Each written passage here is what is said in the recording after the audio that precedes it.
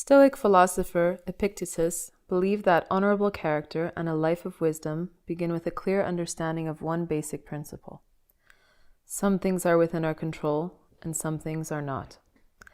How we are perceived by others, our popularity, is ultimately outside our control. We should focus on character, not reputation, because trying to control or change what we can't only results in torment. The year 2020 has revealed this to be true.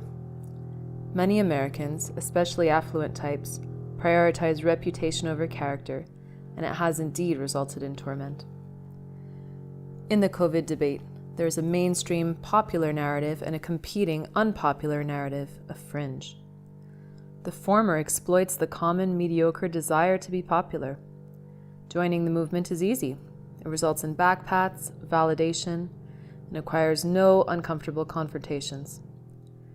This narrative states that it is impossible for humanity to survive the COVID-19 pandemic without a vaccine, lockdowns, and masks, some combination of which will be required into the indefinite future.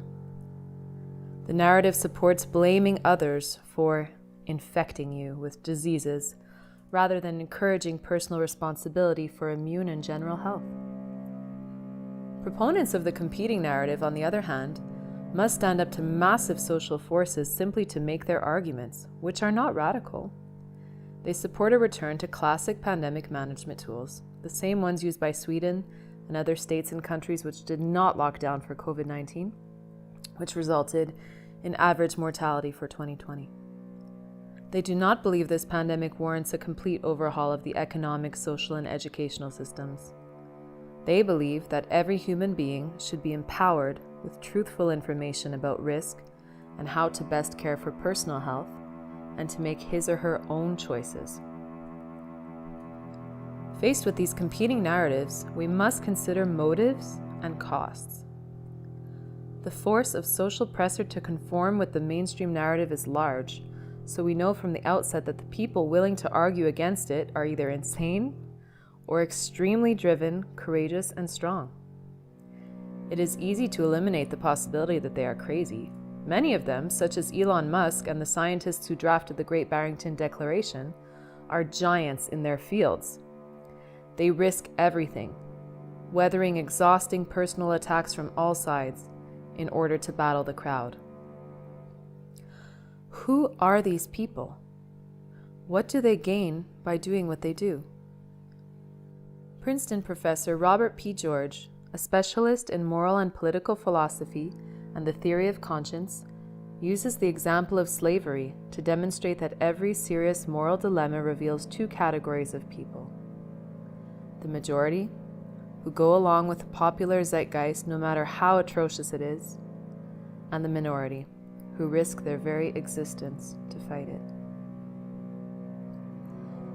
I sometimes ask students what their position on slavery would have been had they been white and living in the South before abolition.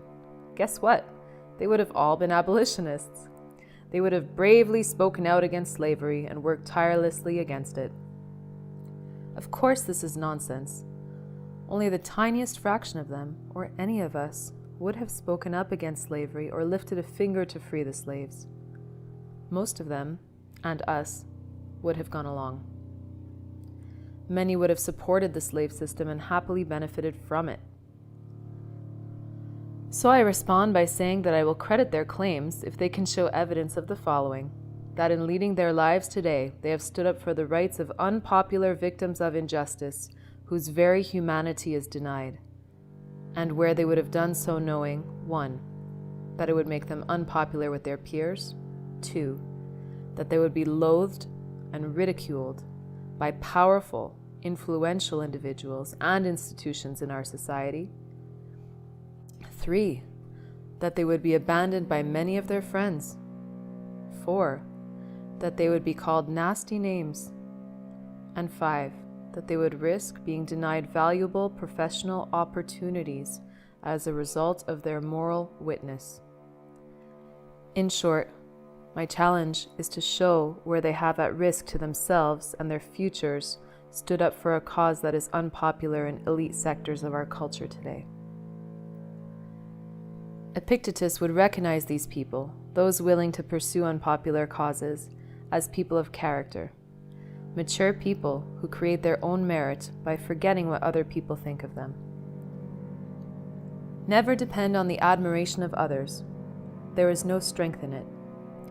It is a fact of life that other people, even people who love you, will not necessarily agree with your ideas, understand you, or share your enthusiasms. Grow up. Who cares what other people think of you? While this path leads to wisdom and self-respect, Epictetus recognizes that it carries a tremendous social cost, which is why only a minority choose it. You may be ridiculed and even end up with the worst of everything in all parts of your public life, including your career, your social standing, and your legal position in the courts. This happened to the abolitionists for decades, and now it is happening to COVID dissenters. Dr. Scott Atlas was smeared by 100 of his colleagues at Stanford, who then refused to debate the substance of their claims against him. One Google search will reveal dozens of smears against the Great Barrington Declaration and its authors. What do these anti-lockdowners gain by presenting their case to the public? Nothing material, a concept which is difficult for pro-lockdowners to understand. What they gain is security in the knowledge that they fought for justice, truth, and what is right, even to the point of risking everything. This is a privilege.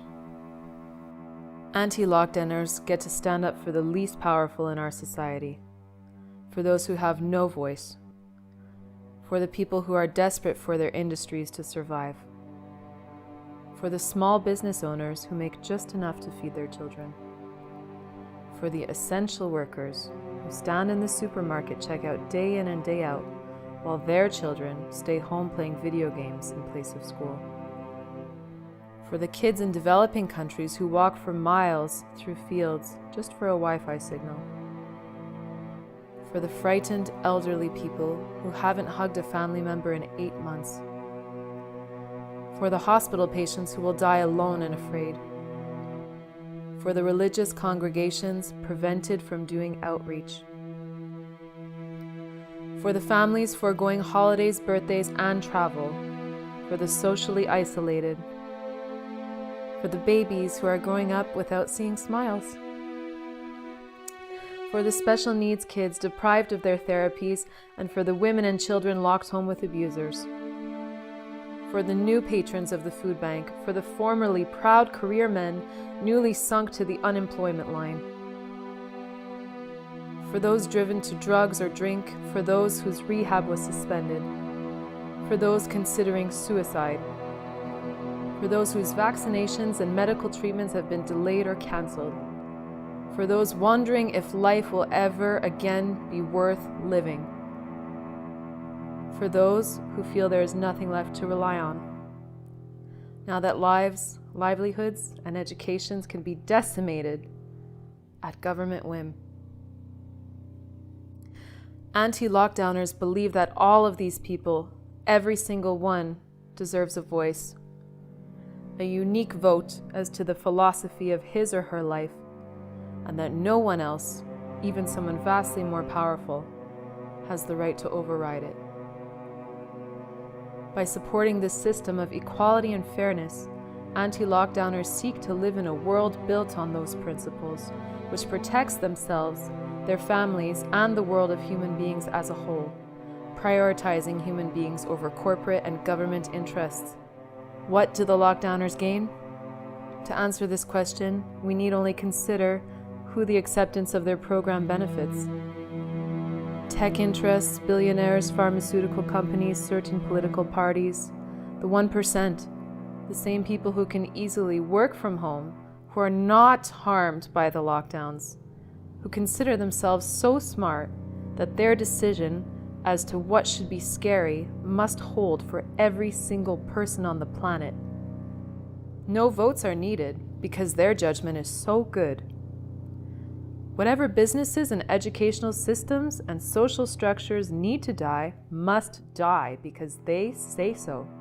All they need to do to push this system is gain the cooperation of the media, which can be done with dollars alone.